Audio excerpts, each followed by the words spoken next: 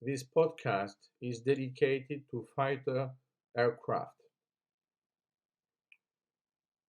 Fighter aircraft is something which is very important in the defense of a country. At the beginning, it was only an aircraft designed for air to air combat. But after that period, we realized what? That it was important to have an air superiority in the battle space and not only in the battlefield. And it was important to have new tools totally different from those of the First World War. But after the Second War, it was so important, and specifically due to the Pacific theater, but also, of course, to the European one, to have innovations and to have many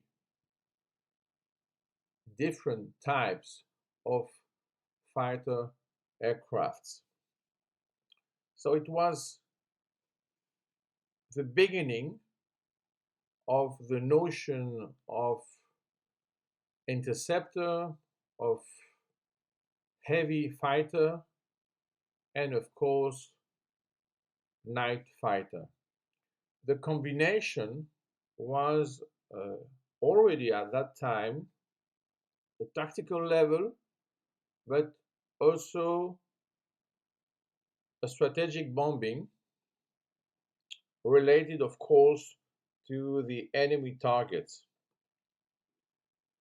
The difference between the tactical level and the strategical level is not only due to the speed of the aircraft, but also to its range and, of course, the duration of the mission. But we do not have to forget what the highest level of the aircraft when it is in mission. So we can say that those three magical numbers, I mean the speed measured in Mach and the range, but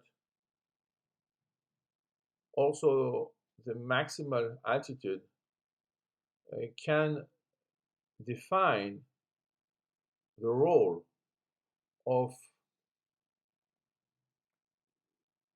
the strategic fighters and also the fighter aircraft. So let's imagine that we have some examples to understand what we mean with those observations is when we are talking about the F-16 in relation to the F-15 or F-14 or F-22 or 35, we have to bear in mind that the all-weather aircraft is a very important notion related to the robustness, and that is not just a point of efficiency. For example, F-16 is a very efficient aircraft, but not so robust as, for example, F-15. Another example, maybe as a very robust aircraft, is of course the F-4. But now we are talking also about the stealth dimension, the digital dimension of the aircraft. And this is more related, of course, to F-35, for example. We need also to talk about the ratio between the thirst and the width to understand not only the role of the aircraft, but also the choice between the tasks. All this combination reminds us also the same problem with the tanks and the aircraft, but now with the fighter aircraft and the war boat. So, for example, the frigate. The idea is to combine the two weapons at the first time on the ground and on the air, in the second time in the air and on the sea. And this combination creates a strategic mix which is not only very efficient but also very robust in many situations, and of course in all weather situations. So if we want to see how the air defense should be done, we should think that the different elements, I mean the earth, the air, and the water, should be combined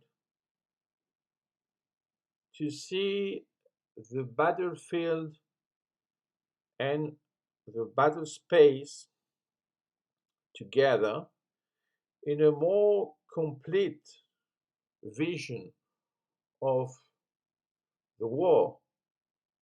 For that, we need speed, we need fire, and we need, of course, resistance. For all that reasons, the fighter aircraft is a key. Why? Because with its speed, it can make the relation between the earth and the sea, it can connect two different fields, and with its help, it's possible to have the big picture, the vision of the ground, of the sea, and the space due to the air as an holistic approach. And this is the difference between the classical approach and the new one, because we are not talking about different weapons in different fields, but more about the connection between those different weapons and how an attack or even a defense can be articulated with those tools in one global way. That's the new point of view of war. And in this new point of view, the fighter aircraft is a key notion.